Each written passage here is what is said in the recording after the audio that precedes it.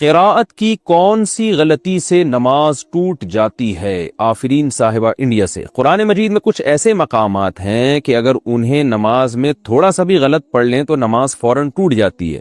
ایسے کون سے مقامات ہیں؟ ان کی نشاندہی فرما دیں۔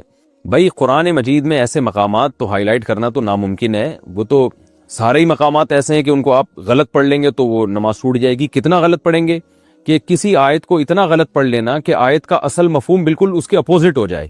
جیسے قرآن مجید میں اللہ تعالیٰ کا ارشاد ہے لئن اشرکت لیحبطن عملک ولتکونن من الخاسرین، کہ اگر آپ نے شرک کیا تو آپ خسارے والوں میں سے ہو جائیں گے۔ اب کسی قاری نے غلطی سے پڑھ لیا وَلَتَكُونَنَّ مِنَ الْخَاسِرِينَ کو من الحاسرین پڑھ لیا، حاسرین کا مطلب حسرت والوں میں ہو جائیں گے، تو معنی چینج تو ہوا ہے لیکن بالکل الٹ نہیں ہو گیا، تو الٹ نہیں ہو گیا، بالکل ہی قرآن کے مفہوم کے بالکل اپوزٹ نہیں ہو گیا، معنی چینج ہوا ہے۔ تو اس سے اگر یہ غلطی سے کیا تو نماز نہیں ٹوٹے گی، لیکن غلط ہے، ایسا کرنا جائز نہیں ہے۔ لیکن اگر معنی بالکل ہی اپوزٹ ہو گیا، جیسے کسی نے آیت پڑھی لئن اشرکت لیحبطن عملک ولتکونن من المفلحین، کہ اگر تم نے شرک کیا تو تمہارے اعمال ضائع ہو جائیں گے اور تم کامیاب لوگوں میں سے ہو جاؤ گے، خاسرین کو مفلحین پڑھ لیا، تو یہ بالکل ہی قرآن کی منشا کے خلاف ہو گیا، شرک والے کامیاب کبھی نہیں ہوتے۔ تو ایسی بڑی فحش غلطی جب ہوگی کسی آیت کے پڑھنے میں تو چاہے وہ کہیں بھی ہو تو پھر نماز ٹوٹ جاتی ہے۔ لیکن یہ ضروری ہے کہ اس کا کوئی اور صحیح مطلب نکل نہ سکتا ہو۔ اگر آیت کسی نے غلطی سے غلط پڑھ لی، اس کا غلط مطلب بھی کوئی بیان کر سکتا ہے، صحیح مطلب بھی، تو بھی نماز نہیں ٹوٹے گی۔ اور اگر ایسا مطلب ہے کہ وہ غلط ہی بن رہا ہے، صحیح مطلب بن ہی نہیں سکتا، تو پھر نماز ٹوٹ جائے گی، دوبارہ پڑھنی پڑے گی۔ کون سی غلطی سے سجدہ سہو واجب ہوتا ہے؟ نماز میں کون سی ایسی غلطی ہے جس سے سجدہ سہو کرنا ضروری ہو جاتا ہے، اور کون سی ایسی غلطی ہے کہ سجدہ سہو نہ بھی ہو، نہ بھی کریں تو نماز صحیح ہو جاتی ہے؟ یہ سوال بھی زین صاحب نے اسپین سے پوچھا ہے۔ یہ تو پورا آپ نے ایک چیپٹر پوچھ لیا مجھ سے۔ دیکھیں، نماز میں اگر کوئی واجب چھوٹ جائے تو بھی سجدہ سہو ہے، کسی فرض یا واجب میں تاخیر ہو جائے تو بھی سجدہ سہو ہے، اور ایک رکن کو چھوڑ کر دوسرے رکن میں آپ مشغول ہو جائیں تو بھی سجدہ سہو ہے۔ میں اس کی مثالیں دے دیتا ہوں۔ مثال کے طور پر سورہ فاتحہ کے بعد پہلی 2 رکعتوں میں، فرض کی رکعتوں میں سورت ملانا واجب ہے۔ اگر آپ نہیں ملائی سورت آپ نے بھولے سے تو آپ سجدہ سہو کریں گے، نماز ادا ہو جائے گی۔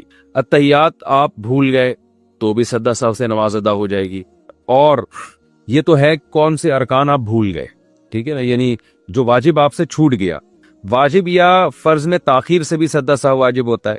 مثال کے طور پر آپ سنت موقدہ پڑھ رہے تھے، 4 سنتیں جو ظہر سے پہلے ہوتی ہیں، یا وتر پڑھ رہے تھے، یا فرض نماز پڑھ رہے تھے، دوسری رکعت کے بعد آپ نے اتحیات پڑھ کے کھڑے ہونا تھا، لیکن آپ کھڑے نہیں ہوئے بلکہ آپ درود شریف پڑھ لیا آپ نے خاص مقدار تو وعلی آل ابراہیم تک آپ نے آلی جو ہے نا اللہم صلی علی محمد وعلی آل محمد کما صلیت علی، یہاں تک آپ نے درود شریف پڑھ لیا تو تاخیر سے آپ پر سجدہ سہو واجب ہو جائے گا۔ لیکن نوافل میں تاخیر سے نہیں ہوتا، نوافل میں 2 رکعت کے بعد درود شریف پڑھ لیں تو بھی کوئی حرج نہیں ہے۔ اسی طرح آپ نے تیسری رکعت کے بعد کھڑا ہونا تھا، لیکن یعنی امام کے پیچھے آپ نماز پڑھ رہے ہیں، امام نے سلام پھیرا، آپ کی 1 رکعت باقی تھی، آپ نے کھڑے ہونا تھا لیکن آپ کھڑے نہیں ہوئے بلکہ امام کے ساتھ آپ نے سلام پھیر لیا، تو سلام پھیرنے سے کیا ہوا ہے کہ آپ کو جانا چاہیے تھا قیام میں، لیکن آپ وہ رکن چھوڑ کر ایک دوسرے رکن میں چلے گئے، اور السلام تک آپ نے سلام کا لفظ اپنی زبان سے نکال دیا، تو بھی آپ کو پھر آخر میں سجدہ سہو کرنا پڑے گا، کیونکہ 1 رکعت آپ کی باقی تھی اور آپ سلام پھیر لیا آپ نے، تو ایک رکن چھوڑ کر آپ دوسرے رکن میں مشغول ہو گئے۔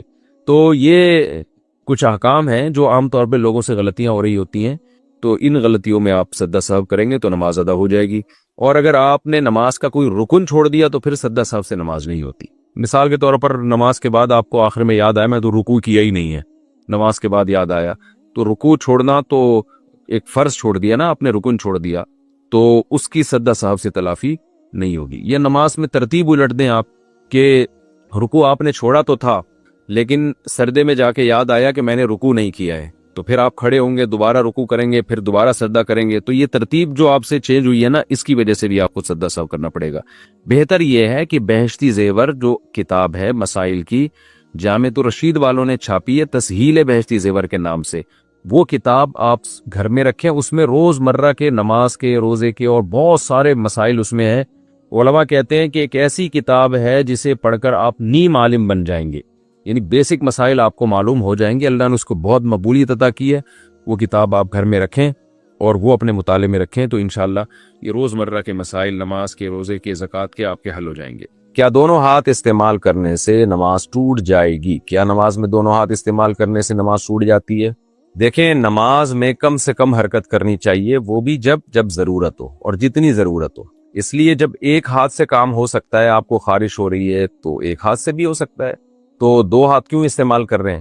اس لیے بعض حضرات نے کہا ہے کہ چونکہ دونوں ہاتھ استعمال کرنا تو ضرورت سے زائد ہے، لہذا نماز ٹوٹ جائے گی، لیکن راجح قول یہی ہے کہ یہ عمل غلط تو ہے، برا عمل تو ہے، لیکن نماز نہیں ٹوٹتی۔ نماز اس حرکت سے ٹوٹتی ہے جو اتنی کثیر ہو کہ باہر سے کوئی شخص آئے اور آپ پہ نظر پڑے تو اسے یہ لگے حرکت دیکھ کے کہ آپ نماز پڑھ ہی نہیں رہے ہیں، تو ایسی حرکت جب کثیر حرکت ہوگی تو وہ نماز کے منافی، اس سے نماز ٹوٹ جائے گی۔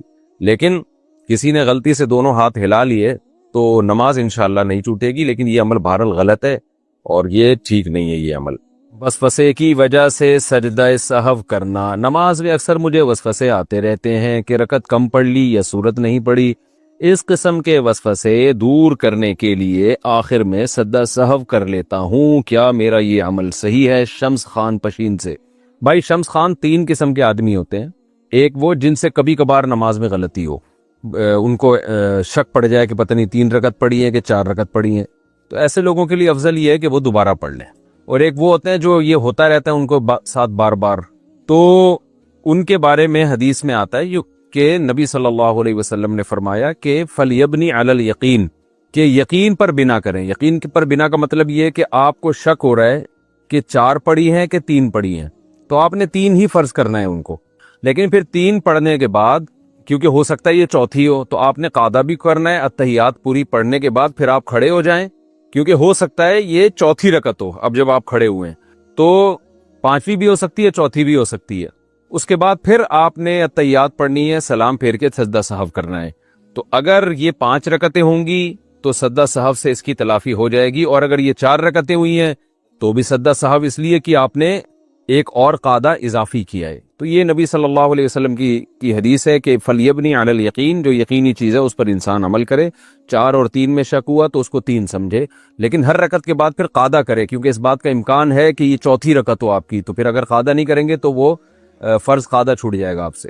اور اگر یہ آپ کو وسوسے ہوتے رہتے ہیں، یہ جو میں نے صورت بتائی نا کہ جس کے ساتھ یہ بار بار ہوتا رہتا ہے، تو اس کو بالکل دونوں طرف برابر یقین جا رہا ہو کہ پتہ نہیں 3 ہے کہ 4، اور اگر غالب گمان ہو رہا ہے کسی کے بارے میں، یعنی یہ غالب گمان ہو رہا ہے کہ نہیں میں نے 3 نہیں بلکہ 4 پڑھی ہیں، تو غالب گمان پر عمل کرے پھر۔ تو آپ کو اکثر جو وسوسے آتے رہتے ہیں، کم پڑھ لی ہے یا سورت نہیں پڑھی ہے، تو آپ یہ دیکھ لیں کہ یہ واقعی آپ کو شک ہوتا ہے حافظے کی کمزوری کی وجہ سے، یہ خامخواہ کا وہم ہو رہا ہے، تو پہلے آپ دماغ پہ دباؤ ڈالا کریں، جو غالب گمان ہے نا، جس طرف ذہن جا رہا ہے اسی پر عمل کیا کریں آپ۔ اور یعنی آپ کا غالب گمان ہے کہ 3 پڑھی ہیں تو 3 سمجھے، غالب گمان ہے کہ 4 پڑھی ہیں تو 4 سمجھے، اور اگر کہیں بھی دماغ